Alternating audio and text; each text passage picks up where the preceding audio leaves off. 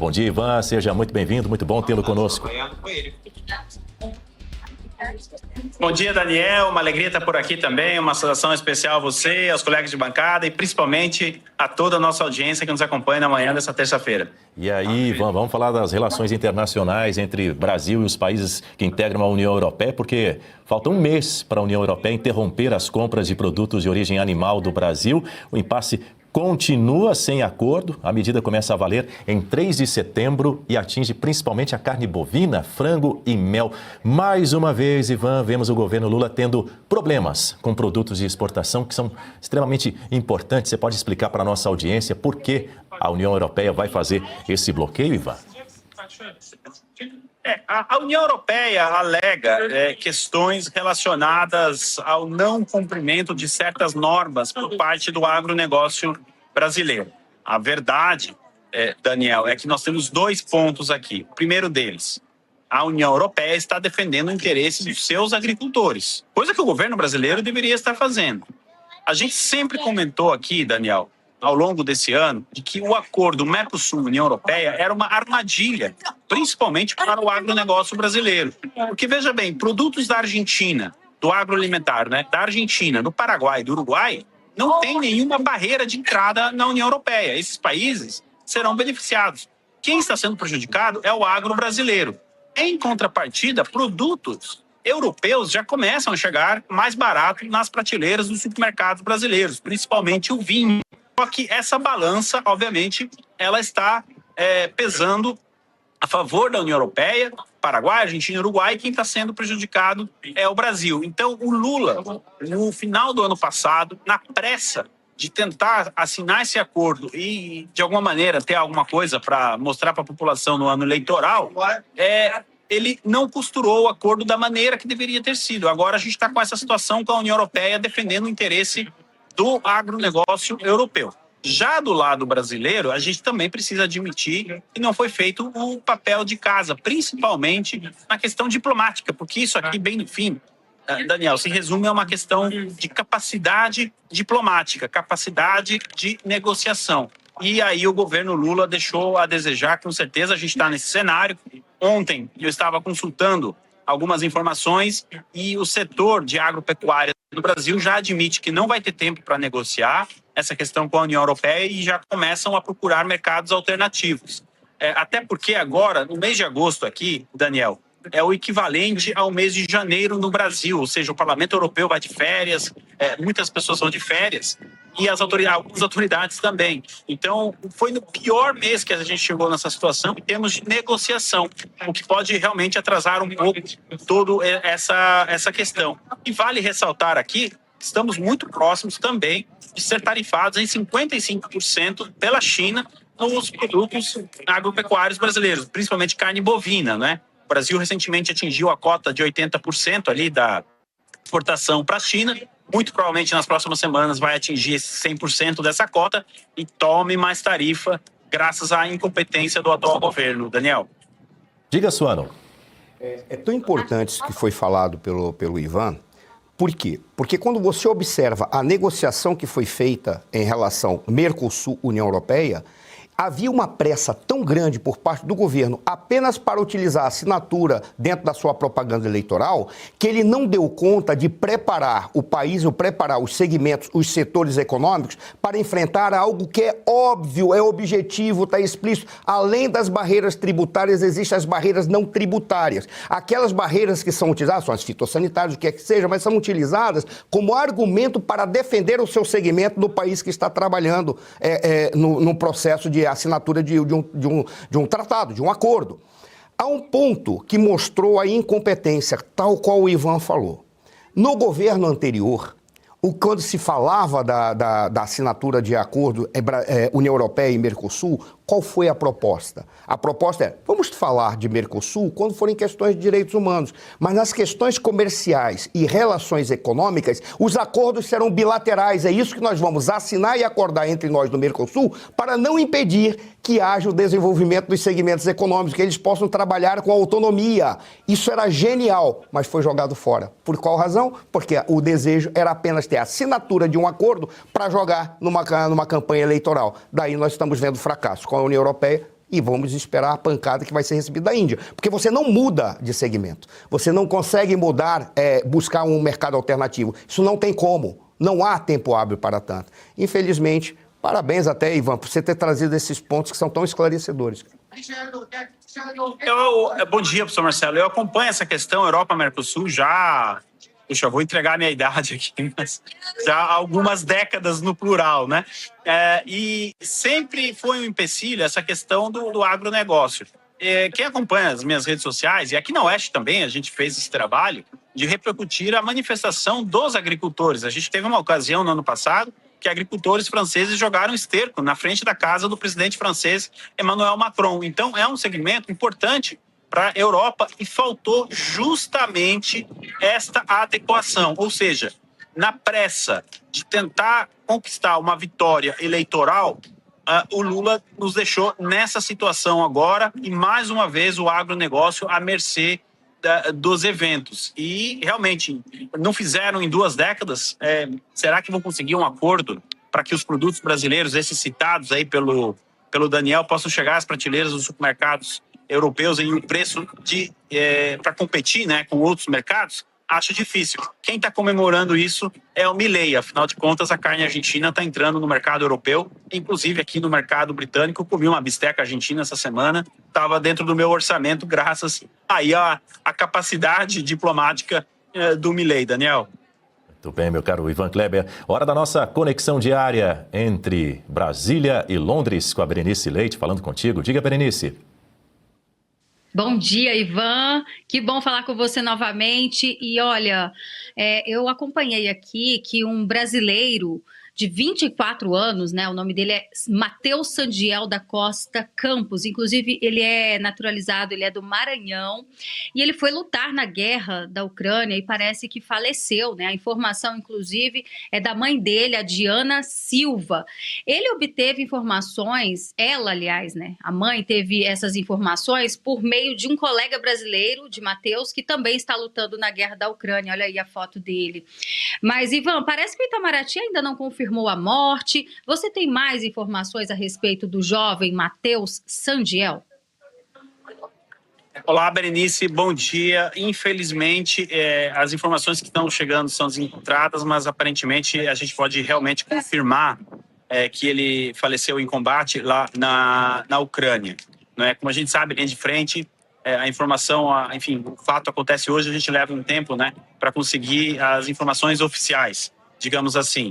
Agora, a gente precisa ressaltar aqui que o exército ucraniano, ele trabalha com o recrutamento de mercenários, de pessoas que querem combater para o exército ucraniano. Eles até criam mecanismos, Berenice, de arrecadação de fundos. As pessoas podem doar para o exército ucraniano e esse recurso é utilizado justamente na contratação de jovens, como esse rapaz que foi lá lutar pela Ucrânia, né? É uma maneira que a Ucrânia encontrou para suprir a necessidade de homens mesmo na linha de frente, né? A Rússia, por sua vez, ela pega soldados da Coreia do Norte. Então, nós temos aí essa informação, né? E os brasileiros são um dos maiores contingentes de pessoas que se alistaram para o exército ucraniano através de um pagamento, enfim.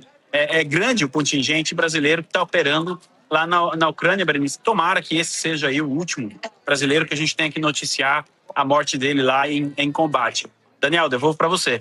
Eu passo a palavra para Marcelo Suano. Ivan, mais uma vez, agora meus cumprimentos a você, que eu fui direto no primeiro momento. A pergunta é, vamos pegar o helicóptero saindo da Europa e vamos cair com esse helicóptero lá no Oriente Médio, mais especialmente na guerra do Irã. O Trump estabeleceu mais uma outra linha vermelha. Ele falou que o Irã aceite um acordo, que o acordo está sendo retomado, segundo as palavras do Trump, ou então vai ter uma rendição total. O que o Irã fez? Disse não está tendo nenhum acordo, nenhuma negociação, isso aí está paralisado. Ou seja, desmentiu o Donald Trump, tendo ele traçado uma linha vermelha. Mas o que é significativo é que os militares norte-americanos fizeram uma afirmação curiosa. Qual é a afirmação? Que se deve buscar formas criativas, quase uma inovação, para resolver a questão de como colocar o Irã e derrotá-lo, o Irã, neste nesse contencioso, vamos colocar aqui uma contencioso, não guerra, porque a guerra parece que vai começar daqui a pouco. A gente nunca sabe quando começa. O que é essa forma criativa, Ivan? Você tem pesquisa, você tem observado? O que seriam essas formas criativas que os militares americanos estão solicitando ao governo, que praticamente está dizendo, vamos tomar logo uma decisão e resolver isso? O que é essa forma criativa e quais são as atualizações sobre a guerra?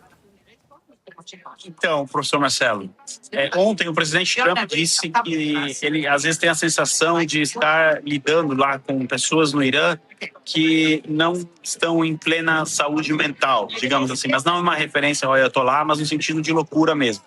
O problema é que nós temos duas linhas operando dentro do Irã, a linha política e a linha mais radical da Guarda Revolucionária Iraniana. Então, a linha política está aberta a dialogar com os Estados Unidos. Não tanto, mas está. Já a Guarda Revolucionária não quer saber de conversar com os Estados Unidos. Então, a gente tem esse embate. Ora você fala com um, ora você fala com outro. Até agora, a administração Trump, e não é fácil, não é tão simples assim, conseguiu estabelecer quem de fato está no poder lá no Irã. É por isso que a gente tem essas informações, essas informações desconectadas, não é? Agora, como a gente antecipou ontem, a movimentação militar indica uma possível escalada nos próximos dias, não é?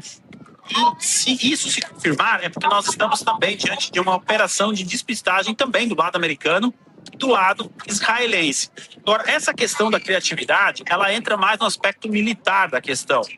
Professor Marcelo, os Estados Unidos têm a maior força aérea do mundo. Os Estados Unidos conseguiram danificar a capacidade de resposta do Irã de maneira considerável. O estrago na marinha iraniana é enorme. O Irã, mal dá para dizer que hoje tem uma marinha. Agora, você não vence uma guerra somente com ataques aéreos. Não tem como. Ou você captura todo o lado de lá, não é? A liderança, enfim. Mas você não vence a guerra só com ataques aéreos. E aí é que entra a questão da criatividade. Se eu não quero colocar soldados americanos dentro do Irã, porque isso teria um custo político muito grande nos Estados Unidos, como que eu faço para vencer essa guerra? Aí entra a questão da criatividade. Há quem acredite que a estratégia deve ser a da descascar a cebola. Você vai eliminando a liderança do regime, vai eliminando. Eles vão nomeando novos líderes, vai eliminando. Vai chegar uma hora, você vai encontrar alguém que vai dizer, não, eu não quero ser o próximo eliminado, vamos sentar para conversar. Essa pode ser uma das estratégias, continuar os ataques em cima das lideranças.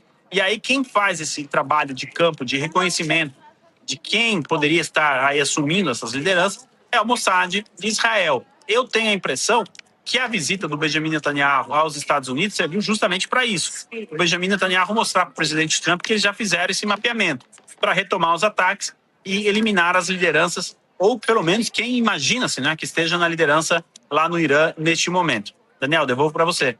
Quero aproveitar aqui as 8 mil telas conectadas no Jornal da Oeste, primeira edição. Muitas pessoas se manifestando aqui por meio do nosso chat, dizendo que gosta muito desse momento. Todos os dias, às 8 horas da manhã, que a gente conversa com o nosso correspondente internacional, Ivan Kleber. Deixe-me registrar aqui uma participação que vem de Valência. Você vai acompanhar na tela comigo aí a imagem do nosso espectador que mandou mensagem no nosso WhatsApp, no 11972148147, direto de Valência. É o Adilson Moreno dizendo o seguinte: sempre ligado e fiel ao jornalismo independente e verdadeiro da Revista Oeste. Muito obrigado aí pela sua gentileza, meu caro Adilson. Forte abraço a todos aí em Valência também. Tem uma outra mensagem aqui, essa chegou por meio do nosso chat, da Rosane Ferreira Alves, também direcionada, dirigida ao Ivan Kleber, dizendo: bom dia a todos, jornal maravilhoso, adoro a participação do Ivan Kleber. Você que gosta muito da participação do Ivan Kleber, fica ligado, no final da participação do Ivan Kleber, a gente tem uma surpresa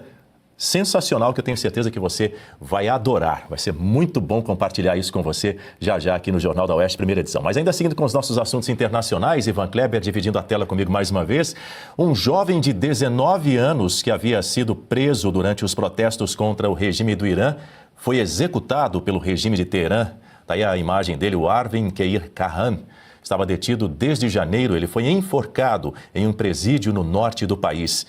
Ivan, mesmo em guerra contra os Estados Unidos e Israel, o regime continua punindo severamente quem se manifesta no país. Como é que está a população iraniana? Ainda tem manifestações por lá? Ou, em função dessa repressão, houve um recuo por parte da população, hein? Por enquanto, a gente está na fase de recuo. Agora, Daniel, isso mostra duas coisas. Primeiro, a brutalidade do regime iraniano. Quer dizer, que o regime precisa matar os seus próprios cidadãos para permanecer no poder, é porque ele não é um regime popular, não é um regime que as pessoas apoiem, não é?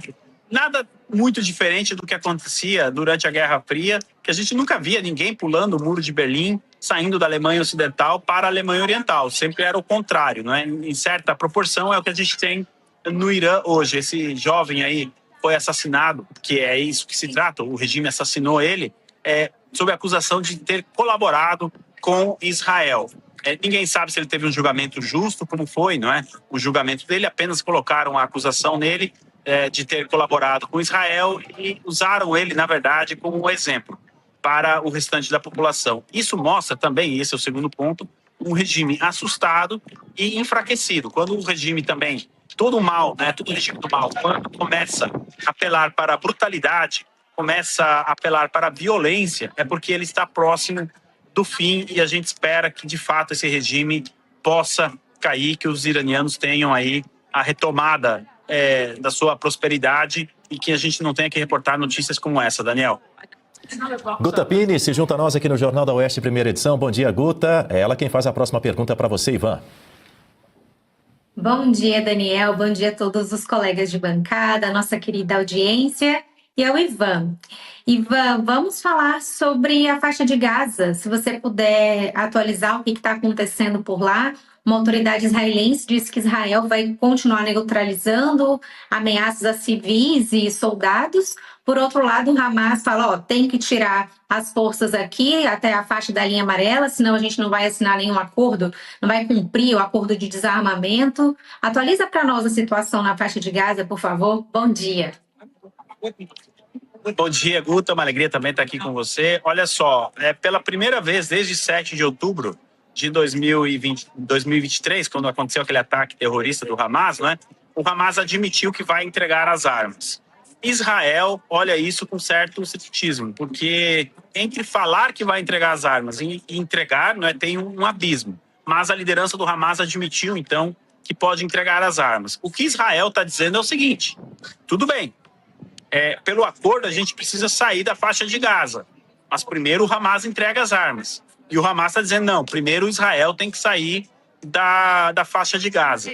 Israel não vai sair da faixa de Gaza antes que o Hamas entregue as armas. O motivo está lá, a resposta justamente no dia 7 de outubro de 2023. Obviamente que o Hamas está muito mais enfraquecido, o Hamas, do ponto de vista militar, não tem como combater, não é, com as forças de Israel, mas a ameaça de um novo atentado terrorista ela é persistente. Então, enquanto a gente não ter essa transição e o Hamas, de fato, baixar as armas, Israel não vai sair da faixa de Gaza. Nesse contexto, a administração Trump trabalha com os dois lados para tentar avançar com um acordo. O que pode acontecer é o estabelecimento aí de um plano gradual, ou seja, o Hamas entrega um pouco das armas, Israel entrega um pouco do território que ele está comandando agora, até a gente chegar no 100%, né, das armas do Hamas sendo entregues. A comunidade internacional poderia pressionar o Hamas, mas infelizmente por conta de uma retórica e uma política anti-Israel que existe, principalmente aqui na Europa, a comunidade internacional fecha o olho para essa questão do Hamas ter concordado em entregar as armas, mas ainda não ter começado a entregar as armas. A gente precisa acompanhar aí as próximas semanas para ver como que vai se desenvolver essa questão. Guta, Daniel, devolvo novamente para você. O dia de ontem foi marcado por ataques ucranianos em território russo. Um drone atingiu uma praia lotada de banhistas no sudoeste da Rússia e matou 7 pessoas, incluindo 3 crianças, segundo autoridades locais. Em outra ação, drones atingiram um armazém da Wildberries, gigante do comércio eletrônico russo, conhecida como a Amazon da Rússia. O ataque provocou um incêndio de grandes proporções. Por que os ucranianos tiveram esses 2 alvos, Ivan? Olha, Daniel, eu tenho uma informação de agora há pouco, a questão de 1 hora atrás, 1 hora e meia atrás, que os ucranianos voltaram a atacar um outro armazém dessa empresa, a Wildberry, né, lá na Rússia. A gente vai separar as duas questões, a da praia e a Wildberry. A da praia, do ponto de vista militar, não tem justificativa. Aquilo ali não me parece ser um alvo militar. Pode ser que um drone tenha escapado da rota, enfim. Mas não era um alvo militar pelas informações que a gente conseguiu apurar. A não ser que tivesse ali um militar russo de férias, alguma coisa assim. Mesmo assim, é um ataque que foge do padrão de um ataque que visa, né, um alvo militar. Já a Wildberry, existe uma investigação que aponta que essa empresa, que como você bem disse, funciona como uma espécie de Amazon russa, ela teria ligações com o líder da Chechênia, o Kadyrov, e que de um tempo para cá, embora ela fosse uma empresa privada, o exército russo, o governo russo, tenham assumido parte das operações ali, e essa empresa estaria contribuindo na logística do exército russo. Aí sim, aí nesse caso faria dessa empresa um alvo militar, uma vez que ela coopere com o exército russo. Agora tem uma questão econômica também. A Ucrânia está mirando esses ataques em setores que podem abalar a economia da Rússia, justamente para ver se começa um movimento interno dentro da Rússia contra o Vladimir Putin, para que ele recue e encerre essa guerra. Então a Ucrânia vem diversificando aí as suas operações. Agora, uma coisa é inegável. No início da guerra, a Ucrânia mal conseguia se defender. Hoje ela ataca dentro da Rússia, né? Isso mostra uma capacidade militar ucraniana extremamente importante. Daniel, devolvo para você. E se você pudesse ter acesso aos bastidores do Sem Filtro e conversar direto com os comentaristas e âncoras da Oeste? Agora, isso é possível com o Clube de Membros do nosso canal no YouTube. O clube foi criado para quem quer dar um passo além e fazer parte de uma comunidade exclusiva. São 3 níveis de assinatura, pensados para aproximar você da nossa equipe. No plano apoiador, você ganha destaque no chat, figurinhas personalizadas e acesso a publicações exclusivas na comunidade do canal. Quer estar ainda mais perto da Oeste? Nos níveis Engajado e VIP, nós liberamos acesso às lives fechadas com nossos apresentadores e comentaristas, nas modalidades mensal ou semanal. Você também participa de sorteios de livros e produtos da Oeste, além de acesso antecipado a vídeos e a uma visão direta dos bastidores do programa Oeste Sem Filtro. Faça parte do nosso clube de membros e tenha acesso a lives exclusivas comigo e com todo o time da Oeste. Se você acredita na importância de um jornalismo livre, independente e comprometido com os fatos, clique agora no botão Seja Membro e conheça todos os detalhes e vantagens de cada plano.